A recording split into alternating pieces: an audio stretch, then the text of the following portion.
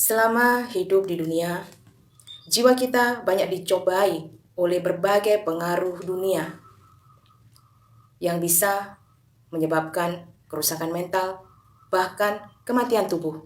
Tubuh memang akan mengalami kematian, tetapi jiwa akan terus hidup.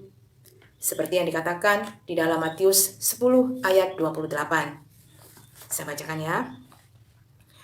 Dan janganlah kamu takut kepada mereka yang dapat membunuh tubuh, tetapi yang tidak berkuasa membunuh jiwa. Takutlah terutama kepada Dia yang berkuasa membinasakan baik jiwa maupun tubuh di dalam neraka. Jiwa dan tubuh memang bisa binasa bersamaan di dalam api yang kekal. Karena selama hidup di dunia, jiwa tidak dipelihara oleh manusia yang memiliki jiwa, sehingga diseret oleh keadaan dunia. Jiwa manusia mengikuti kehendak iblis sebagai penguasa dunia yang sementara ini. Untuk itu, menjadi fokus utama bagi orang Kristen untuk memelihara jiwa dengan menghadirkan Kristus sebagai penguasa atau Tuhan bagi hidup kita. Seperti yang dikatakan di dalam Yohanes 14 ayat 27. Damai sejahtera kutinggalkan bagimu, damai sejahtera kuberikan kepadamu.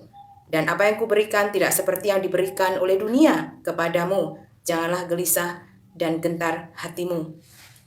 Jiwa memerlukan kesejahteraan, itu yang terpenting. Dan juga melalui doa dan pengampunan. Seperti perumpamaan yang disampaikan oleh Tuhan Yesus Kristus di dalam Lukas 18 ayat 9 hingga 14. Perumpamaan tentang orang Farisi yang gambaran orang yang patuh kepada hukum Taurat, taat beribadah, dan saleh. Sedangkan pemungut cukai adalah gambaran orang yang berdosa.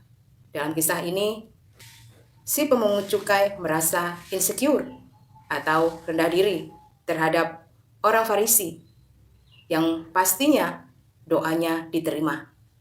Sedangkan si pemungut cukai yang berdosa merasa meskipun dia berdoa, pasti doanya tidak akan didengar oleh Allah.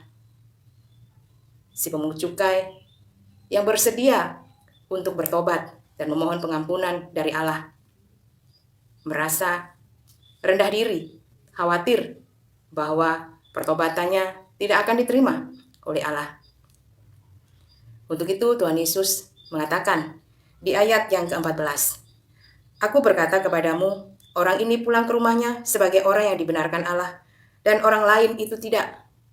Sebab barang siapa meninggikan diri, ia akan direndahkan, dan barang siapa merendahkan diri, ia akan ditinggikan.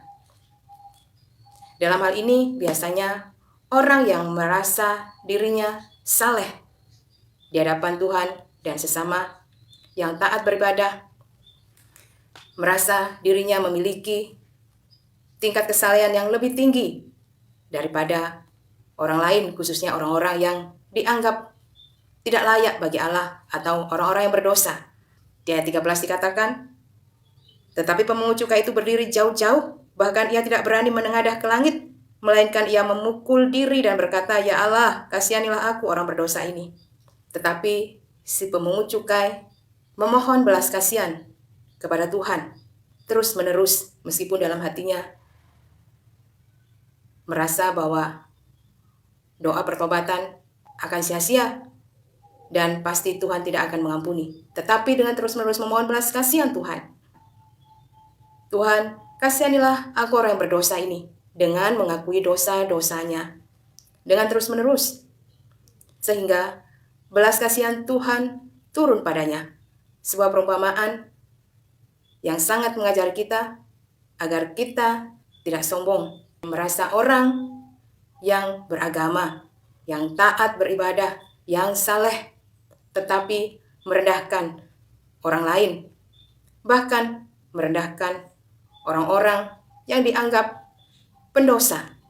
Bukankah semua manusia telah jatuh dalam dosa, baik dosa asal maupun dosa moral yang bisa saja dilakukan selama menjalani kehidupan di dunia ini. Puji Tuhan, untuk itu penting sekali kita untuk memelihara jiwa kita yang terutama dengan membaca kitab suci dan memberikan ruang bagi Roh Kudus untuk memimpin kita, untuk memberikan pengertian dan kerendahan hati. Puji Tuhan, inilah yang saya pelajari dalam iman Kristen saya. Dan ajaran Kristen bagi saya sangat ampuh untuk pemulihan jiwa saya pribadi dan memberikan dampak yang positif dan membangun bagi orang-orang di sekitar saya, khususnya orang yang terdekat di dalam lingkungan keluarga saya. Yesus Kristus datang ke dunia untuk pemulihan jiwa manusia.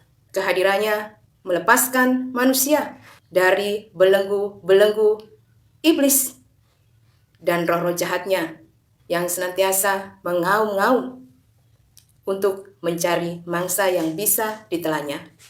Untuk itu, tetap berpegang kepada Tuhan Yesus Kristus yang menjaga dan melindungi jiwa kita, baik kita yang hidup di dunia ini maupun yang sudah berpulang ke Firdaus. Tuhan Yesus berjanji untuk menjaga kita semua hingga akhir zaman. Puji Tuhan.